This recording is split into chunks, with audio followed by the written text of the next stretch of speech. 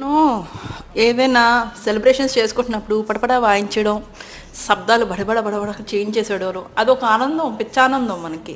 అలాంటి ఆనందంలో ఎక్స్పెషలీ దివాళీ టైంలోని క్రాకర్స్ ఎందుకు పేల్చొద్దు అంత గట్టిగా అన్నదంటే దీనికే. ఇంత సౌండ్ వేవ్స్ అంత ప్రెషర్తో వచ్చినప్పుడు ఆ కన్నబీర్ చూడండి ఎలా అయిపోతుందో, చిరిగిపోతుంది. సో ఇలాగా కన్నాలు అయిపోయిన తర్వాత మీరు డైరెక్ట్గా హాస్పిటల్కి వస్తారు.